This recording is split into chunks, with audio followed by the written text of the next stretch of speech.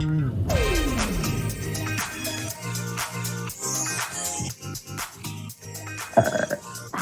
I'm Madonna. I'm your worst nightmare. To rule the world. Why don't you show them what you do, honey? You've never had more fun with anyone else. People, we gotta move on to the next song. I'm sweet and I'm a bitch, you know what I mean? And that's always been the way it is. I'm a human being. I'm waiting. You're listening to MLVC, the Madonna podcast, your place for all things Madonna Louise Veronica Ciccone. Hey, everybody, I'm Stefan. Welcome to today's show. Hey guys, it's Tony. Summer's over. Today on the show, we are joined by... Stop it. Such a buzzkill. Today on the show, we're joined by Miguel Gutierrez. Miguel, welcome to the show. Hello, Miguel. Hi. Hello, everyone. Hello, Madonna lovers. How was your summer? My summer, I think my summer was pretty freaking weird, like everyone else's summer. But yeah, I drove across country twice. And I decided to go back to college. So it's been very weird. It's the sign of the times. What were you driving across country for? I had gotten kind of caught in Florida for early COVID at my mom's. And I ended up being there. I meant to go down for like a week and I ended up there for 3 months. And my boyfriend, very similarly, had gone to visit his mom in LA for a week, and then he got caught there for 3 months. And so I drove across country to him, to get to him. And then we drove his ass up. To pick his ass up. And then we drove back across country together, and that ended up being kind of its own horror show. I was going to say, it sounds very romantic. Yeah, did you guys listen to Madonna on the way there? Yeah, a little Madonna road trip. It was very turn up the radio. Yeah, where's the party? It could have been romantic if this country weren't so terrible. It's beautiful. Like we saw beautiful, incredibly, like insanely beautiful landscapes, and we were like, oh my god, this is so beautiful. It's all stolen land and everyone's an asshole. Yeah. It was kind of the way it felt, to be honest with you. You're refilling gas at a local gas stop and being attacked by a Karen, you know. Oh my god, it's so many Karens, so many like maskless weirdos, and it was tough. But you know what, we did it, and it was good, and it made coming back to New York feel like a real homecoming. Good, and I'm glad that, in a way that you got to do that, so you can tell everyone, you can, tell the children the news absolutely of the world right now. Yeah, I definitely feel like I was a citizen journalist. Yeah, the anarchy is not happening in New York City. It is happening It's happening in other states. Thank you. Exactly. Yeah, when I was on my way to the gym and people are like jogging and getting lunch and walking poodles, and I'm like, there's no fucking anarchy here in New York City. I don't know what the hell they're talking about. No, it's ridiculous. Yeah. Take a step outside of the city. Yes. So before we get to talking about doing a deep dive on Miguel, let's just do one little This Week in Ciccone item where Madonna has apparently going to release a Madonna X perfume. Did you hear about this one? I thought I smelled something. So yeah, I'm curious. I haven't smelled her other scents, but of course, anytime Madonna is sort of grouped with a perfume, I always think of patchouli, and I just want it to be patchouli. Oh, well, really? Wow. Because of the Like a Prayer album, because the Like a Prayer album was scented, so with patchouli oil. So every time I think of how Madonna smells, I just think of patchouli oil. Yeah, so there's a Madonna X perfume. No one was expecting it or even asking for it, but it's a thing. Madonna was on Instagram and she gave Diablo Cody her own bottle of Madonna X perfume, and it's a great looking package, and apparently it smells amazing. But where is it? Where is it going to be sold? How much is it going to cost? What's it smell like? I have a lot of questions. I'm thinking gift with purchase of the Madonna X DVD. Maybe if you go to like Costco and there'll be like a Madonna X DVD bundle with the perfume bottle. Is that too low rent for Madonna? Well, Barney's is gone. We can't go to Barney's now. I was literally thinking first about Barney's, and I was thinking, oh wow, that's not an option now. Yeah, where would she go now? Half the stores are like they're out of business. Right, and in-store appearances are also not an option. Not that, you know, damn it. Not that she's really into doing that kind of thing. But I loved Sephora? my Barney's. I loved Sephora. That'd be fun. Yeah. You know, and you know, in 2020, everyone is selling scents online, which is to me still insanity because what does it smell like? You know, It's perfume madness. yeah. And when people tell me it's got a note of this or a note of that, I was like, but I still don't know what it smells like. So yeah. it's madness, Stefan. It's perfume madness. Yeah, so I'm excited to see the details about when we're getting that, how we're getting it. Maybe, hopefully, it'll be easier to get than Madame X tour tickets. That's for damn sure. So before we get down to some questions, I would love to give Miguel a proper introduction so our audience can get to know him a little bit better. Miguel Gutierrez is a choreographer, composer, performer, singer, writer, educator, and advocate who has lived in New York for over 20 years.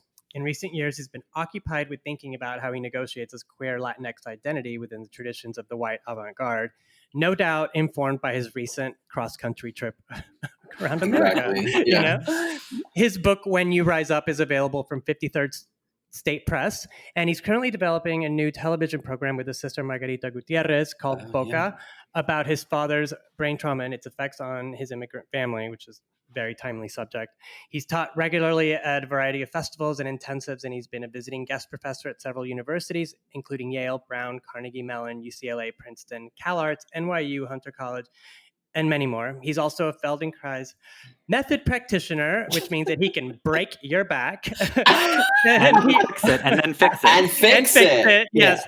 He also currently performs a music project called Sadonna, sad versions of upbeat Madonna songs. Sadonna is exactly what it sounds like. It's sad versions of Madonna songs. In this music project, Miguel shows us just how tiny the spiritual distance is between the international pop superstar who grew up in Bay City, Michigan, and Miguel himself, an international experimental itinerant artist who grew up in Colonia, New Jersey. Backed by the Slatinos, I hope I said that correctly, the sad Latino boys, backup singers, Sadonna ekes out the melancholy cry for help hidden within Madonna's uplifting lyrics. So, wow. And just so everyone knows, that's an abbreviated version of Miguel's bio. I spent probably an hour chiseling it down to that. Girl, you could have asked me for the short one. That was hell for me to listen to. I thought you said that was the short version. Girl, no. Listen, it's fine. She's got credits. We love it, okay? Yeah, exactly. You got it flaunted, you know? Yeah. All right, well, let's get down to the nitty-gritty. So tell us about your Madonna journey. Like, how young, when, and, you know, what was the thing that Madonna marked you When with? did she pop? Yeah. When she popped. I have a really distinct memory of being on my short bus in middle school. So that was probably like early 80s. And I don't know if it was like, I mean, it must have been like on a Walkman. I don't know how I heard it, but I was listening to her and then we were talking about her on the bus. And this is like always kind of embarrassing to say, but I think the speculation was that she was Black, you know, and then I saw her on Dick Clark on American Bandstand, and I was like, oh, she's a white woman. And it was this revelation. I say embarrassing, like I'm embarrassed, like to the Black community for thinking that, but and so yeah, I mean that was it. It hit me pretty hard right off the bat, I guess. Yeah, that first record. Yeah. And was there like love at first sight when you know, like it was that sort of drew you in and you were just a longtime fan ever since? I mean, my fandom, we can talk about that in a minute, but I would definitely say that those first couple hit songs like Holiday, Lucky Star, Borderline, Burning Up. I mean, I think that first record is a real like pop classic. It's just incredibly good. And, you know, just the simplicity of the cover. It's such a beautiful cover. And I think I absolutely sort of was on board with that first record, and like almost pretty much every single song on it I love. And so, my fandom has definitely wavered over the years. Yeah. It's changed and evolved much like her music. Yes, that's a beautiful way of putting it. Thank you. So, you know, let's say after all those years of fandom, was there one moment when you decided that Sadonna had to exist? You know, like what was your state of mind? How did it all come together? Because she'd been gestating in your mind, I would. Oh yeah, she'd been in my mind for a long time. I did a show in 2009, like a dance show called Last Meadow, where we sang Physical Attraction in the show. It was kind of a random moment in the middle of the piece, and so I had kind of had that, and it was a very, you know, slow down version of it. And then I have, you know, been performing as a singer in my own work and then in other people's stuff, and I was going to this voice teacher. I still go to this voice teacher, Barbara Mayer, who's a freaking genius in New York. And she was always kind of bugging me, like, you need to be doing a cabaret type show, or you need to put a show together. And I was always like, yeah, but like, what would I do? Would it be my music? Would it be covers? I didn't know. And then I was riding my bike home one night in Brooklyn, and I just started singing this weird version of Material Girl in my head. And it literally just hit me. I was like, oh, Sadonna, Sad Madonna. Like it was just this thing. And then I right away called Santiago Venegas, who's one of the Latinos, and my friend Alvaro Gonzalez and my friend John Gutierrez. And I was just like, I want to do this thing called Sadonna, and I want you guys to be the backup singers. And, you know, like I had this idea of like, if I don't say this right away to someone else, I probably will never do this. So, and then I reached out to Shanta at Joe's Pub and asked for a show, and very mercifully she offered us like 2 nights. So it was cool. That's how it all happened. That was like in 2017. Yeah, I remember seeing the listings for Joe's Pub for your show, but I didn't know enough about it to like make the trek. So now I am like kicking myself because I've seen the videos. Yeah, as you should, Tony. Like right now there's like a bruise on my leg. I'm kicking you over the internet right now. But you know, we're giving you this platform, so you know, it all worked out. No, yeah, you're right. Actually, that was my plan the whole time. So one thing I wanted to bring up, you know, this is about you and this Latino. So being, you know, also Latin, how important is it to bring it back to, you know, the influences that Madonna has had with Latin music, and then bringing in your own Latin experience? Yeah. Well, so, you know, I think the show when we perform, so the show, we've been calling it Sadonna, the Brown Ambition Tour. And that's very intentional, obviously. And I think I've always been sort of like fascinated and freaked out by her like fetishization of like Black and brown people. And I mean, that was kind of there from the get-go. I mean, I don't know. I mean, I was like a kid in New Jersey, but I don't know why I had heard like the stories of like her sort of trolling through the East Village in a limousine on Avenue D or something. Like, I don't know how that news got to Jersey, but it did. And I think, you know, that just kind of like was like, okay, what's that about? And whatever. I don't want to like hate on someone else's desire. But then I remember I saw the show. The only time I've actually seen her perform music live was in 2001. It was like the week before 9/11. I went to California. I forget what the name of that show. Oh, you saw Drowned World Tour. I guess it was Drowned World. Yeah. And we were like way up high, and that show was kind of like It's a Small World. Like it felt like, and now we're in Japan, and it's like spare branches and like black and white. And now we're in Latin America, like candles and guitars. And I was like, this is kind of fucked up. You know, like I was like, this feels a little problematic to me and reductive. And I was like, you have this platform, girl. Like you really don't need to like turn us into like, I don't know, whatever. So when at some point when we were doing coming up with songs for the set, I started thinking about that, and then that's what led us to like make a Spanish language version of La Isla Bonita. And then that's also what led us to do this kind of reclamation version of Vogue that names the actual Vogue houses in the song instead of a list of like white movie stars, which have nothing to do with Vogue. That are dead. Yeah. And that have nothing to do with voguing. Like, it's just kind of like, wait, this is not the homage that the song should be. So, you know, there's a little bit of that kind of like, you know, pushing back a bit. Yeah, I love it because you push back and then you also kind of like put it in line too, you know? Yeah. I mean, you know, I love the songs. I mean, I love the music. Like, I don't have a conflict about my feelings about loving the songs, but I think that any artist is not just the product of their songs. It's also like the cultural place they occupy and what they've done with that. And I think it's a weird thing because she's kind of put a lot of, you know, she's had like all her backup people are always people of color, like all, you know, like it's you know, she's obviously created a platform for a lot of other folks, but there have been mistakes have been made. Yeah.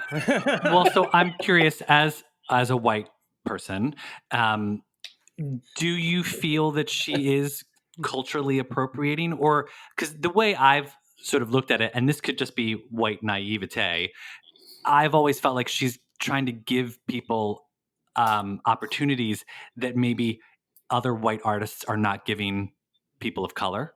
You know what I mean? So yes, she can. I think she's doing both. I think she's doing both. Like, I don't think it's like it's one or the other. And I don't think it's like she's doing, you know, cultural appropriation and like, God, you know, I hate her and I want to cancel her. I don't feel it's like, but I mean, I don't think you can escape as a white pop artist, you know, you engaging a certain tradition of music. You are in lineage and in deference to a tradition of sound that has very specific cultural origins. Now, I mean, you know, again, like I said, like she has the right to love what she loves and whatever. I think it's interesting if you know, and I'm sure you guys do, like before her first record came out, she was really like, am I a punk band? Am I a reggae person? Am I you know, like there was so many different kinds of styles being sort of sniffed out. And then she gets, you know, with what's his name, Stephen, the Stephen producer. Bright.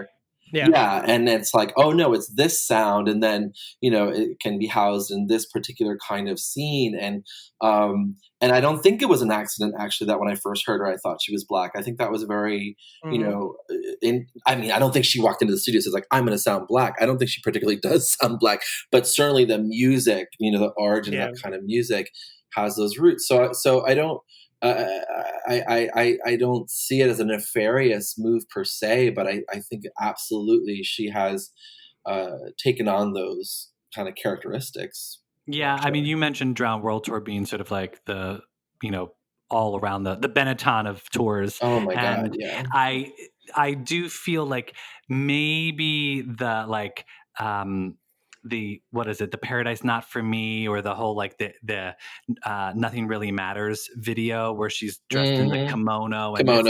It's a little too. It's a bit borderline on almost offensive, but no pun intended.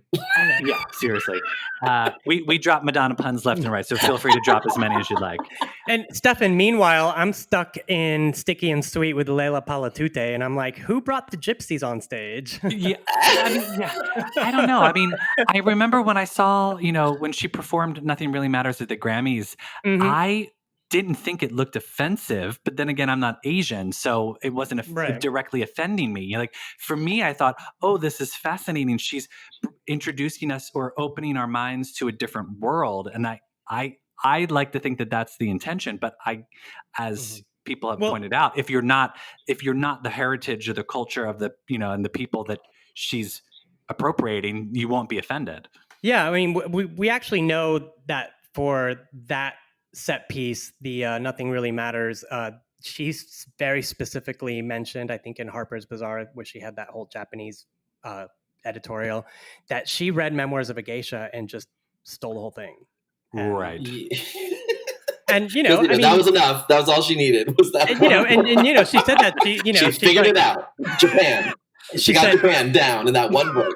No, she said that the evil villain in the book Hatsumomo is her spirit animal, and she's taking that and running with it. And yeah, and and then meanwhile she's like, I'm Kabbalah. No wait, I'm Om Shanti. No wait, I'm La Isla Bonita. I mean, I think the issue with cultural appropriation is really about the sort of itinerancy of whiteness. The idea that whiteness can go anywhere on vacation as it wishes, without having to consider any ramifications of the spoils that it leaves behind. And I think this is the way of art. This is the way of music. This is the way, it's so complicated that, to cite like what's the beginning of something and what's the end of something.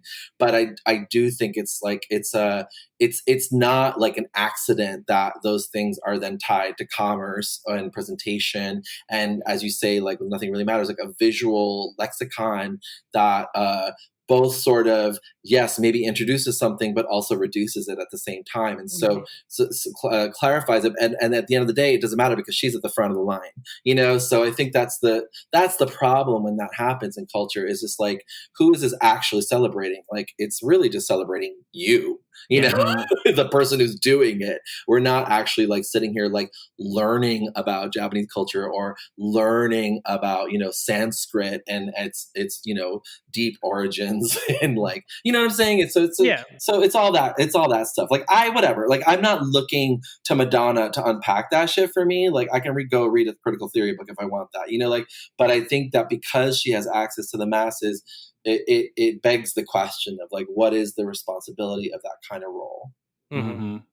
Well, we're getting heavy today on the MLVC podcast. I'm sorry. I'm in college. I told you I'm back in college and I'm just reading all this crap. Oh my God. Okay, so let's all, not that look, we don't shy away from a heavy conversation. I mean, this is great.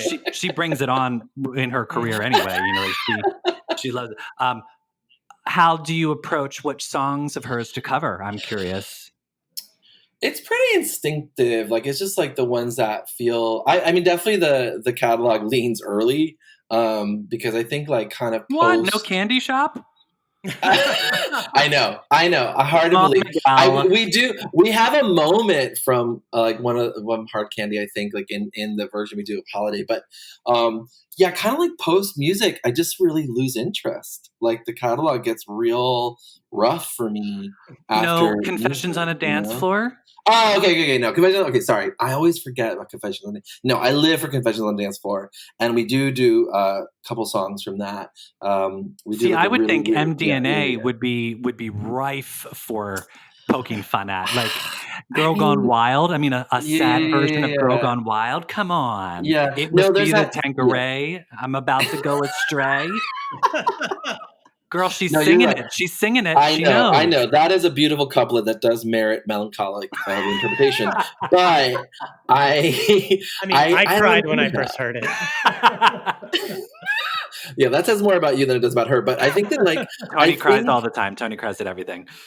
Don't you think in a certain kind of way some things are about like I mean, I feel like they hate you when you're younger. Like I feel like this is something about the Sadonna project is also kind of about like reclaiming a certain relationship to queerness from childhood, when like you couldn't be outwardly queer, you couldn't be like, I couldn't like literally just prance around dancing to her music safely. So I feel like there's something about being a middle-aged man reclaiming my teenage music. Miguel, we can all remember a time in our lives when we had to explain to somebody how we thought Madonna was the hottest woman and how no one is sexy as Madonna. And look at Madonna in her bra, She was like the war beard. She was like the beard for all of us. Did people really believe that we were straight if we said we loved Madonna? It's like believing that George Michael was straight the entire time. Like, I don't think a lot of American, white people believed me, but everyone in my Latin family, they thought, you had the hots for Madonna. They still think Madonna, has nothing to do with gay people. I remember my cousin and my brother and I drove from Houston to Panama, and I had the "I'm Breathless" cassette, and my straight cousin was like, put that sexy Madonna cassette on again. And I'm like, wow. What? And I'm like, That's like the gayest Madonna album I ever. know. It's and now, so campy. It's and now it's like Broadway Madonna. And I'm thinking, Yeah. like, there is not one sexy song on this album Yeah, for yeah, you, yeah, for yeah, you, yeah. you know? Yeah.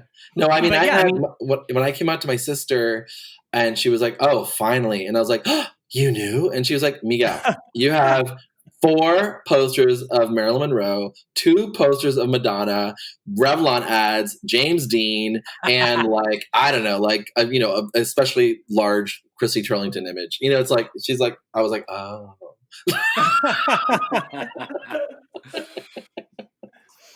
Yeah.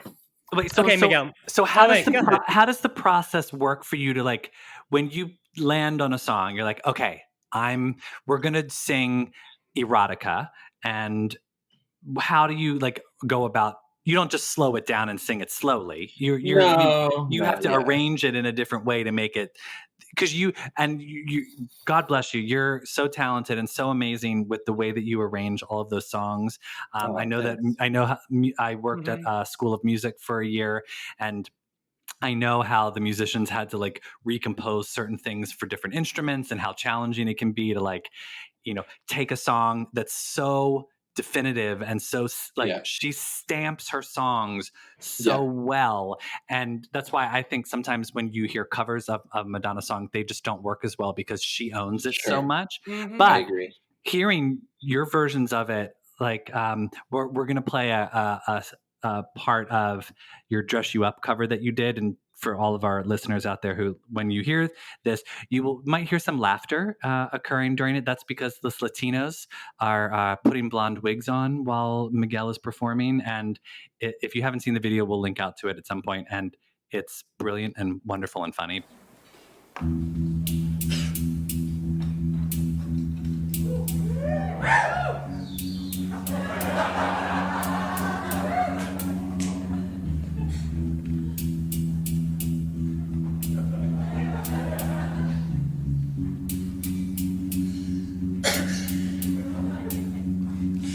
You've got style, that's what all the boys say.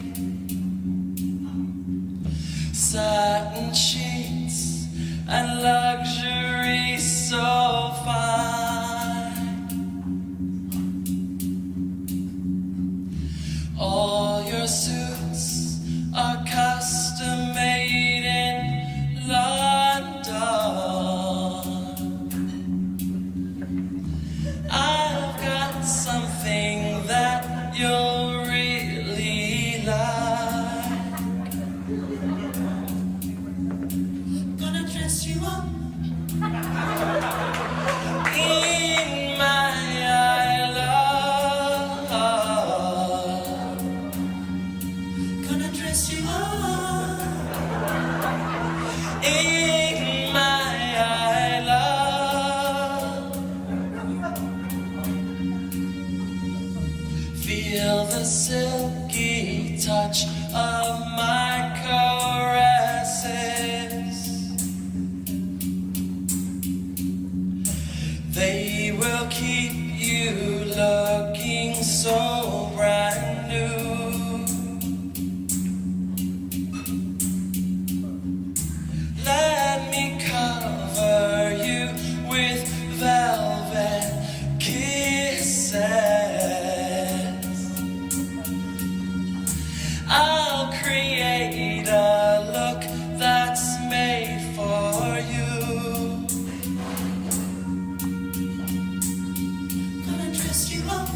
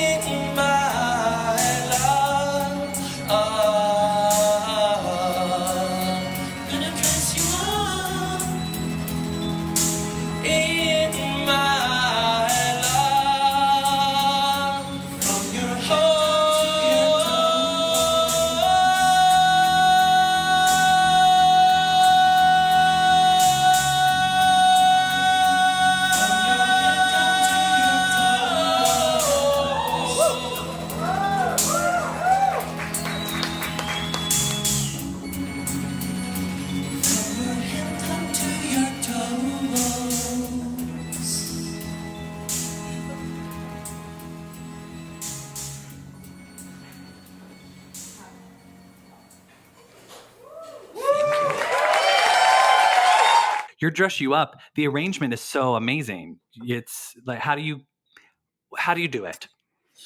What's your secret? What's my secret? God, what's my secret? Well, I get in a limousine and I just start driving around the East Village. No, I learned Ableton, this music program. In 2016, I was in a project where I had to like really, really learn it, and so when I learned that, I just started to see like, okay, these are all the cool things I can do with this music software, and I had always kind of had it. I had been in a band in the 90s, and I had sung for a long time, but I never felt like I was like a real deal musician. And then I was like, oh, with this program, I can really kind of take the time that it takes to sort of find the sounds that compel me. And it's just a very different kind of a process. And as with most software, the sort of mistakes can also can get incorporated in a way that's interesting. And so I just kind of started working with that. And I think that once we did the Material Girl cover, and then I went back and I was like, okay, I have this Physical Attraction version. And then I do play piano, not very well, but I like play it. And I had started doing like a version of Amazing. And then I started to see like, okay, the vibe of what Sadonna was started to kind of like, speak to me. And then I put the pressure on of having a deadline of a show. I just like went in. And so, you just start, I mean, I think I always just start with like a riff, kind of like most pop people but maybe the riff is very directly related to the way the song already exists, or in some versions of the songs it's actually kind of going a little bit away from how the song originally exists. And so I just kind of follow that and go from there. And I mean, in a way the arrangements they're not super complicated, but I think it's just about the selection of what they are, and featuring the voices really makes it something. Mm-hmm. Okay, Miguel, tell us about the Slatinos. Yes. I'm dying to know. And also tell us how you incorporate the choreography. And I'm sure it's a collaborative effort, right?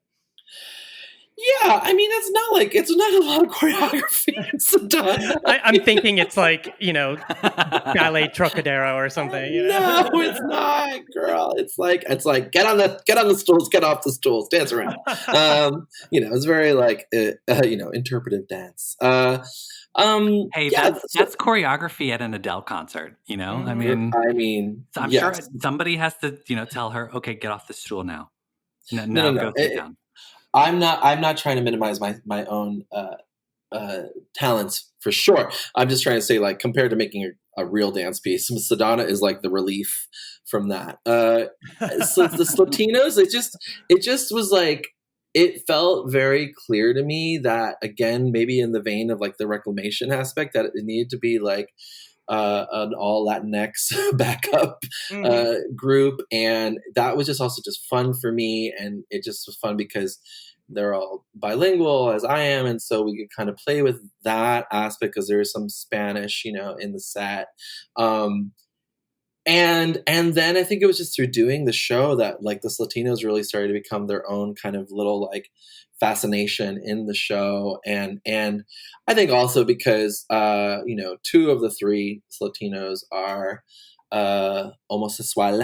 Like, I think there's also, they also have their own sort of kind of relationship to, well, I don't know what kind of relationship they feel like they have to Madonna, but I think they definitely have. Do they know who she is? They must. I mean, some of the young American singer. Yeah, because some of the young gays, they don't know who she is. Like if they're in their early 20s, people are like, "Who's Madonna?" No, it's true. One of the singers didn't really know her very well at all. Yeah. So that was they know her, but they know her in a weird way. Right. So like it's like they have a strange reference of how they came to know who she was. So yeah. Oh yeah, totally. She was that weird woman at the MTV Awards back in 2018, right? And it's like, yeah, but she's known for more than that.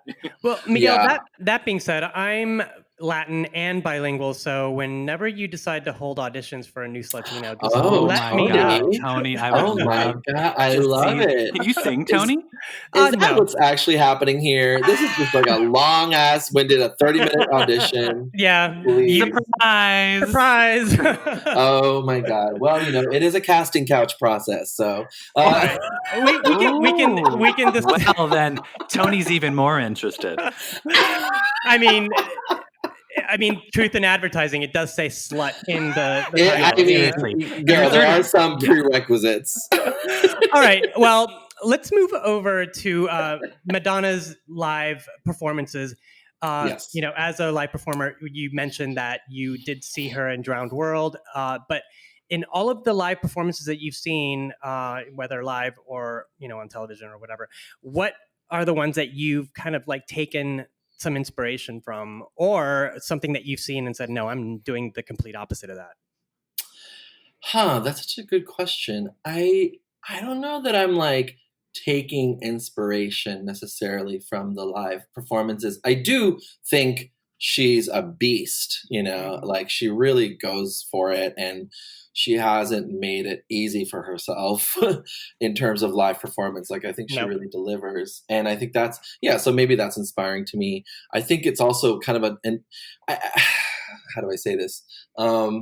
She's kind of set up a problem for herself because she's sort of thinks that she always has to deliver that level of like action. And like, let's be honest, it's like, she's not getting any younger. And I'm like, okay, girl, like, it's like, you can just do your like Madonna from the Carlisle, like show, like you don't have that's to. What was happening with the Madonna X tour. I know that's what she thought was small scale. Yeah. With her injury. Well, because she had her hip and her knee injury, and there were so many fans that were being canceled on, and everyone was saying, Madonna, just sit on a chair and sing and people will be happy. You don't have to dance. And I think the reckoning will happen over the next decade or two while if she wants to continue touring, her body just won't be able to keep up with her. Yeah. I mean, I think the thing that's still for me, like a product of the fact that she came up in the moment of music that like the visual culture of it and the stage version of it was almost more important than like your ability to sing, and she says it herself. She's not the best singer. She's not the best dancer, but she wants to push things. And I think because she originally wanted to be a dancer professionally, and then she realized that wasn't her ticket to stardom, there was a real investment in the physical aspects of the show, which she was able to maintain pretty strongly for like a really long time. I mean, I am like, I'll watch videos of her from just even like 10 years ago, and I'm like, that's freaking amazing. Like she's really busting ass on stage, and as a performer, I know how hard that is to do, like night after night after night. Like that is no joke. Yeah.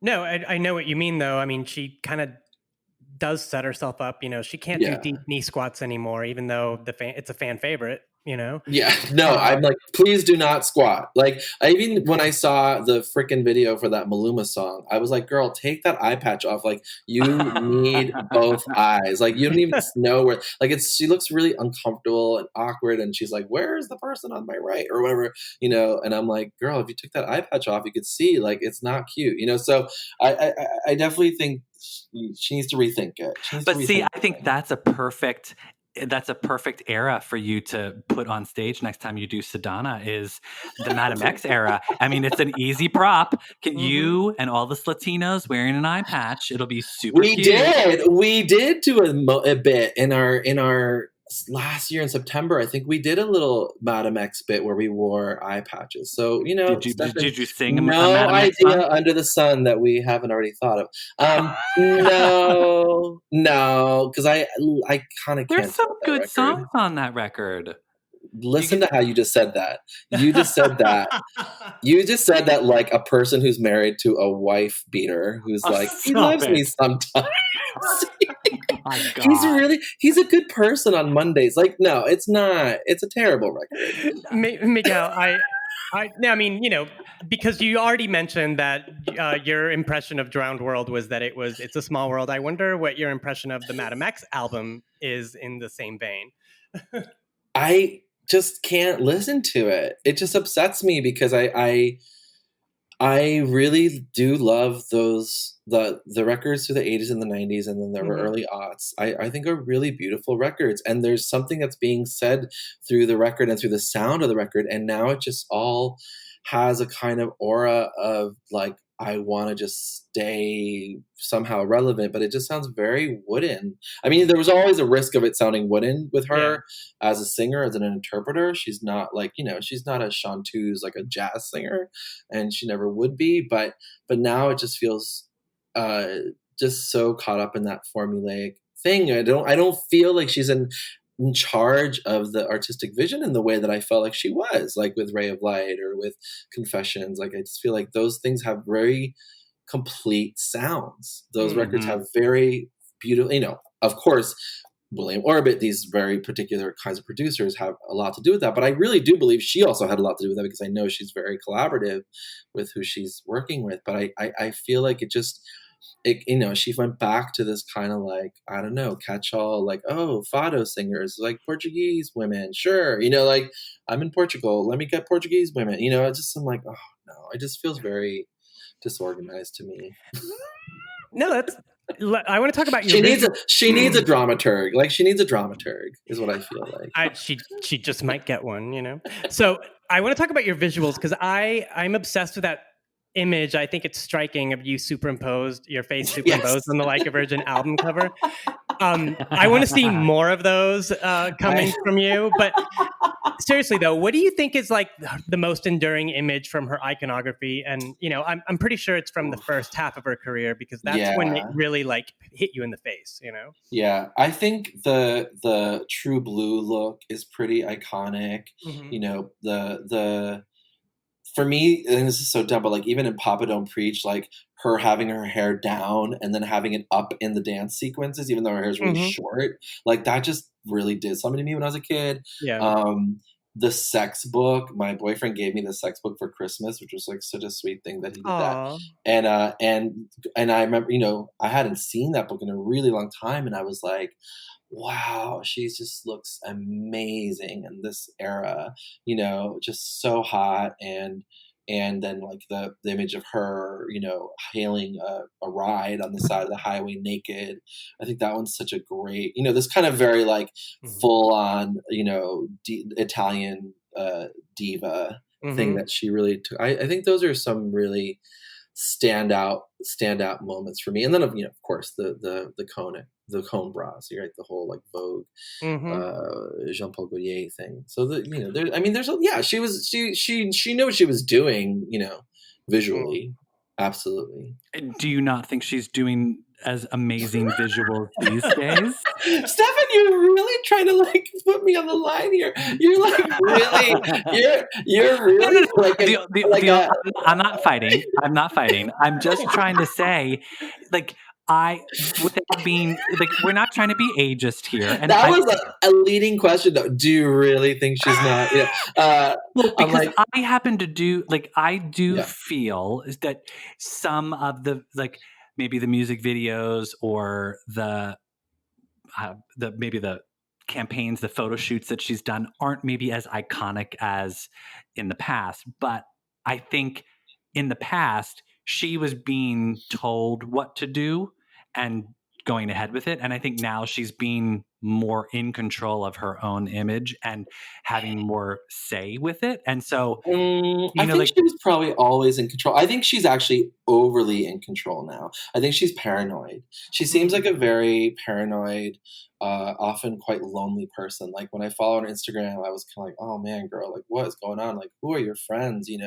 Like it's just these like creepy videos of her and her kids, and just like I just feel like she probably, because of years and years and years of like crazy press, which I'm sure she both like courted and also hated. It's a weird love-hate thing that happens, I guess, for celebrities. And I think she's just like so micromanagey. And I think that the world has turned kind of past a certain kind of way that she thinks about pop and pop stardom. Like the earth is turning faster than that now. It's a different thing. There's a kind of relationship to immediacy. There's a kind of question of like authenticity. And I think that people have a really different idea about Blackness in music and sort of revering Blackness in music in a very direct and very sort of politically appropriate, more sensitive way. And I think that she's still very much a child of the 80s, where it's like glam and glitz and substance or style over substance. And I think that it's just it hasn't quite moved along, and she seems like she's very much a person who's set herself apart, like in a castle. Like she literally like lived in a castle, right?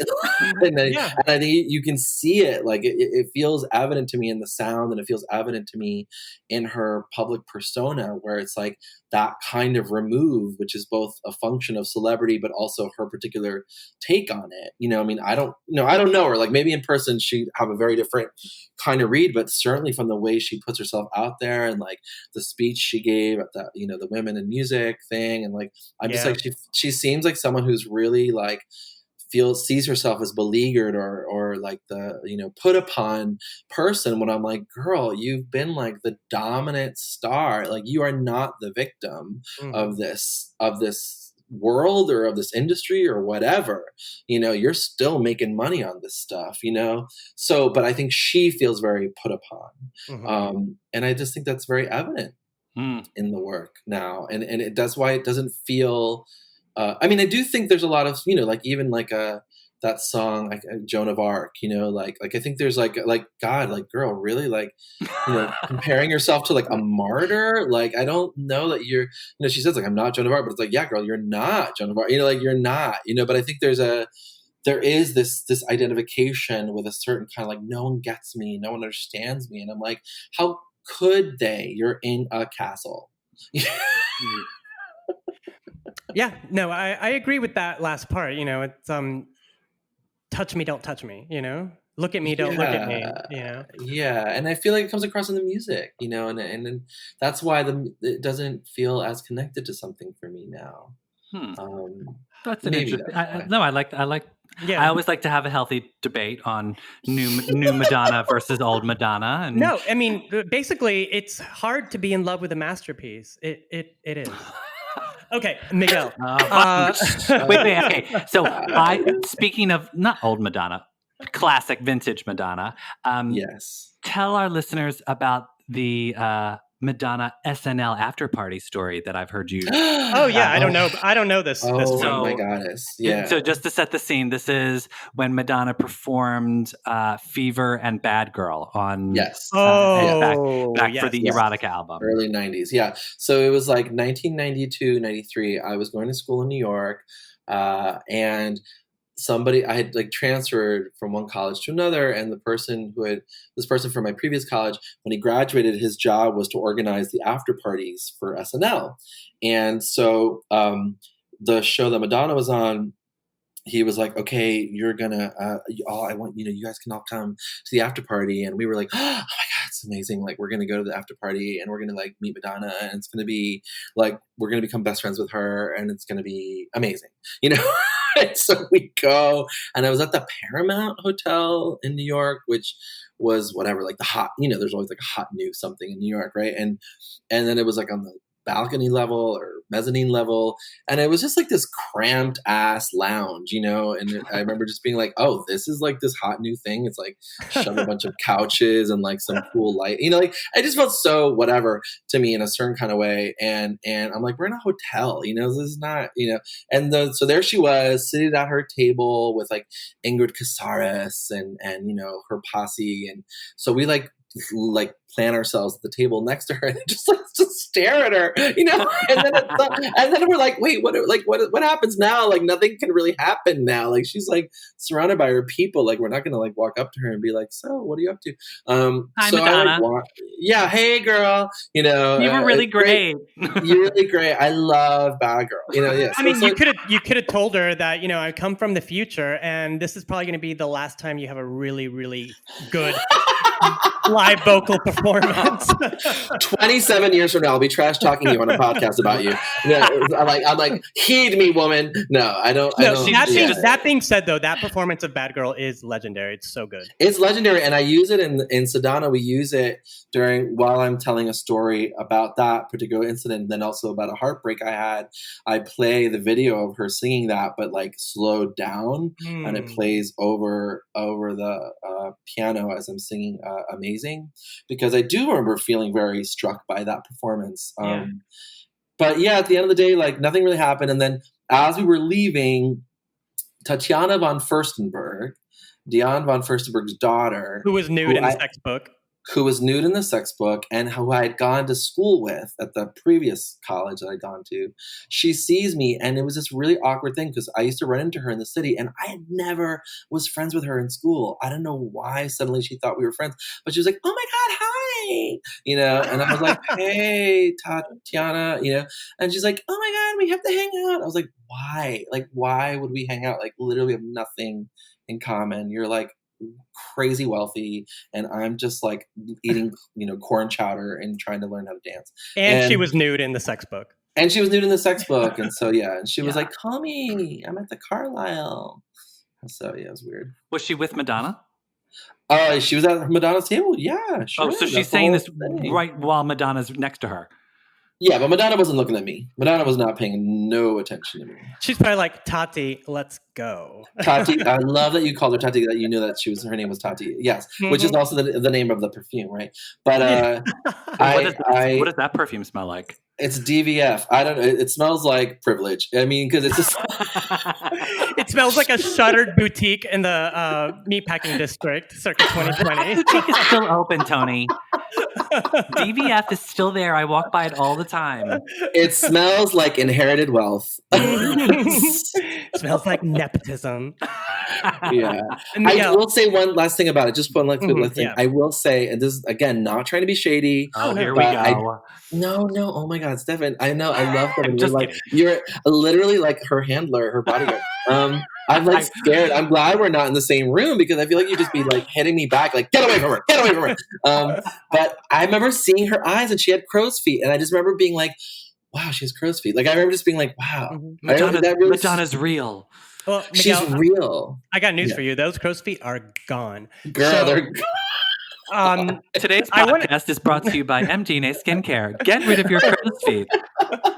She left them at the Paramount. Yeah. Totally. Now, Miguel, I want to talk about something very important. So, because we are in the middle of this hasn't been important. Sorry, I thought this was. This is where it's going to get crucial. Okay. Okay. I'm ready. So we're in the middle of a global pandemic. Unfortunately, we are not able to see you perform Sadonna with the Latinos. So, tell us what.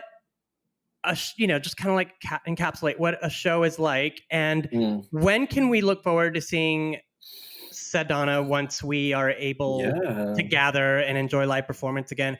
Personally, I would love to see your show at Joe's Pub, my favorite venue in New York City. I love doing it there. Yeah. What's it like? I mean, I think what it's like is sort of like this weird combination, like a lot of my work, it's this weird combination of like meta, tongue-in-cheek with like an actual lot of sincerity, I think something about the show is, we all kind of are in a little bit on the joke and there's a certain kind of poignancy or power that the show has because we're not like, she's so out of reach, and I think we kind of acknowledge that. And yet there's also that weird thing that like, I think as a queer person, you turn certain people into your heroes, to survive. Right. Yeah. I mean, they are your heroes and they get you through. And I absolutely feel that way about her and her music, particularly when I was younger. There was a real sense of just absolute, like, unabashed, I love this. And, and I do celebrate the fact that she was, out there fighting the good fight for people with AIDS and HIV and making life hard for the Catholic Church. I mean, I'm like, damn, that's great. Like, to me, that's all like super admirable. So I think all of that is kind of, not all of that, but I think a lot of that is sort of woven into the thing. But I think there's also yeah, there's a little bit of a wink, wink. You know, like we know that this is a sort of I wouldn't say it's not a joke. 'Cause I don't think of it with Sadonna as a joke. I mean, I genuinely love singing those songs, and I think when you do slow down some of those songs, I really genuinely do think that you hear something in those lyrics that is actually quite spiritually conflicted. You know, I think there is something to be said for some of those lyrics. So yeah, I think that's what's that. And then we're trying to figure out if we can do this virtual version of it. Like the full version of the show, but like in a virtual version. We might be doing it with well, the attempt is going to be to do it with Red Cat, which is a venue in Los Angeles. But either we will be there on stage with like no audience and to just stream it, or I'll just be in my apartment and we'll just kind of figure out how to do it from here. So that's that'll be in December of this year. And then I don't know. I mean, I kind of want to make another set of songs because the Brown Ambition tour has been really fun. We've been doing it for a minute, and I actually want to do a version. There's two ideas I have. One of doing like the girlier show is one name. I mean, there's always the Brown World Tour as well, you know. Well, I actually thought I wanted to make a show called The World Drowned because I think it's over, like it happened. You know?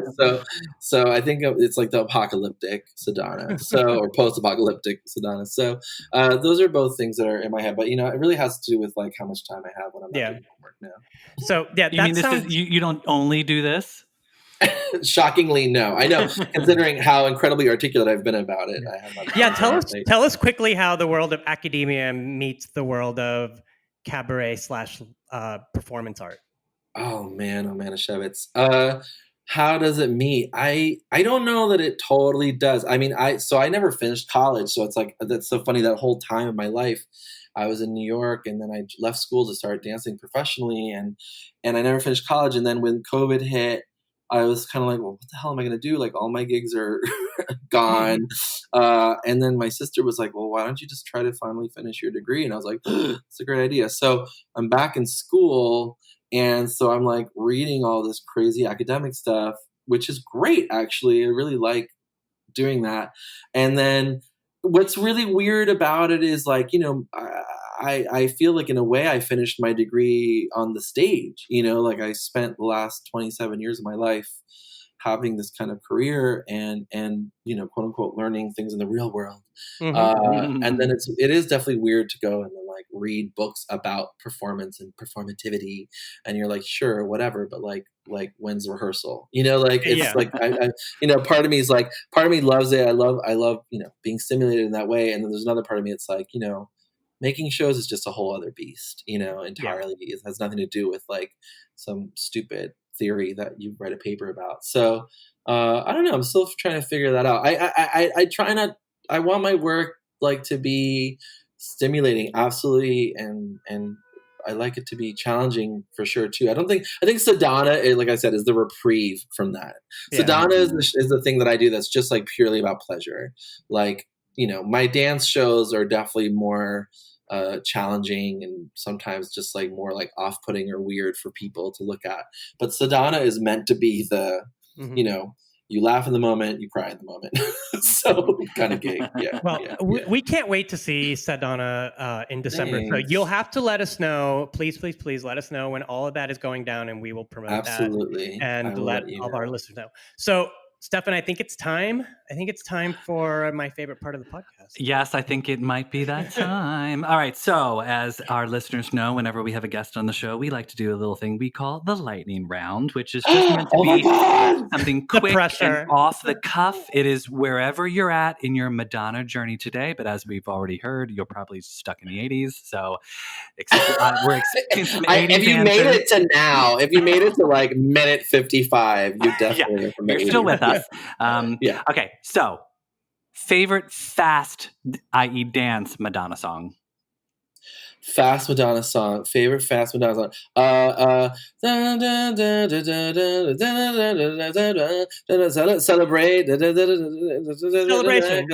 Celebration. That one. Oh, okay.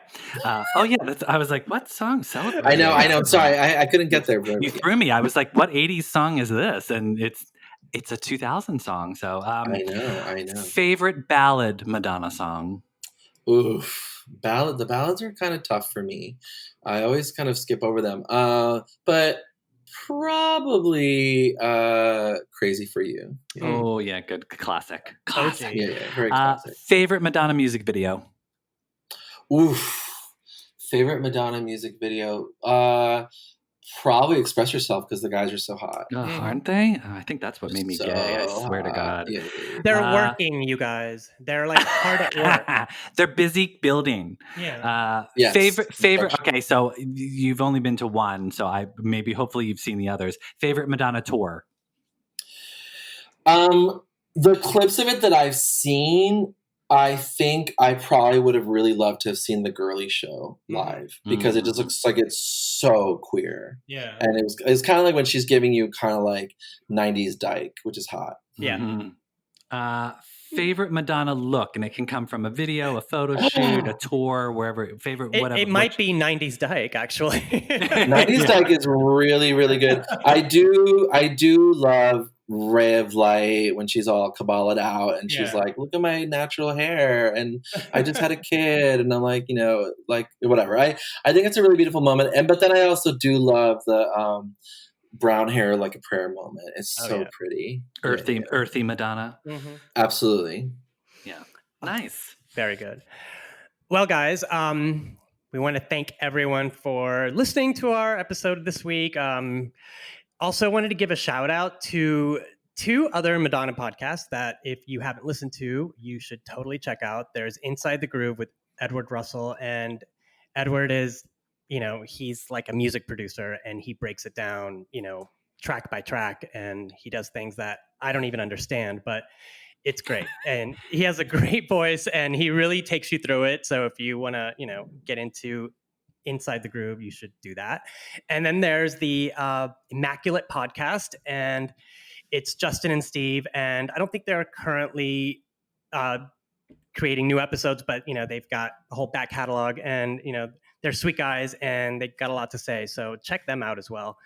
And check us out as well wherever podcasts are available. We'll have a new episode coming up soon, and don't forget to rate and review and like and subscribe as well. Yes, and also just wanted to take a moment to say, oftentimes Tony and I will get called out for possibly misidentifying a Madonna detail or mixing up a date, or sometimes just flat out getting something wrong. And I don't know everything. Yeah, as I'm sure you all experience yourselves as a Madonna fan, sometimes what actually happened isn't always how we remember it. So you might have a certain memory about Madonna that you love, and please don't let anybody change your mind, but cherish that memory. Remember it however you damn well please. And even if it's not 100% correct, like Madonna said in one of Miguel's favorite songs, I Love New York, if you can't stand the heat, then get off the street. So. Other cities make me so mad, but I do love New York. Well, everyone, that's our show for the week. Feel free to drop us a line. We love hearing from all of you. You can find us on Instagram and Twitter at MLVC Podcast, on the web at MLVCpodcast.com, and we're streaming wherever you listen to podcasts, as I already mentioned. Oh, yeah, and currently now on Amazon Music. Amazon Music, too, that's brand new. It literally just happened this past week, so look at us. Just like the Madonna X perfume, it's, just coming right up. So, yeah, please share with your friends and your fellow Madonna fans. Now we're going to close you guys out with a very special version of Lucky Star performed by Sadonna. Yes, so thanks for coming on the program, Miguel. Thank you, Miguel. This was great. Having you. Guys. Thank you. And please tell us before we go where we can find you online. Oh, yeah. You can find my website at www.miguelgutierrez.org. And I'm on Instagram at A Boy Like That. All right. Awesome. All right. Here is Sadonna with Lucky Star.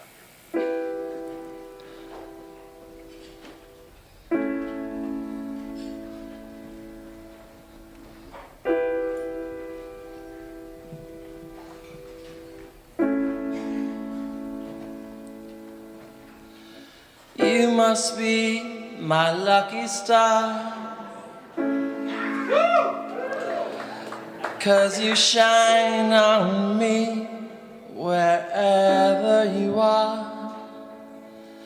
I just think of you and I start to glow. 'Cause I need your light. And baby, you know, starlight, star bright, first star I see tonight. Starlight, make everything alright. Starlight, star bright, first star I see tonight. Starlight,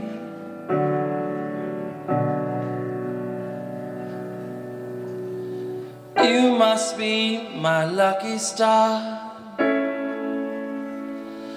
'Cause you make the darkness seem so far. And when I'm lost, you'll be my guide. I just turn around and you're by my side. Starlight, star bright, first star I see tonight. Starlight, make everything alright. Starlight, star bright, first star I see tonight. Starlight,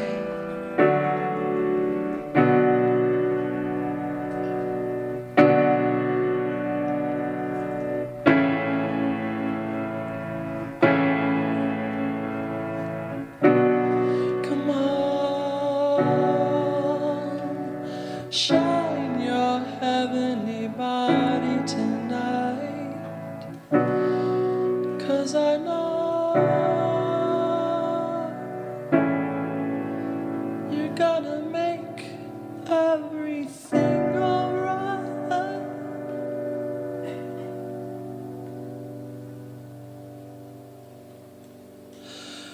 You must be my lucky star. 'Cause you shine on me wherever you are. I just think of you and I start to glow. 'Cause I need your light. And baby, you know,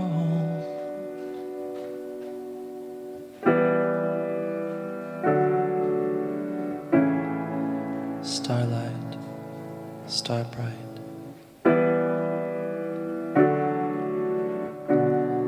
first star I see tonight.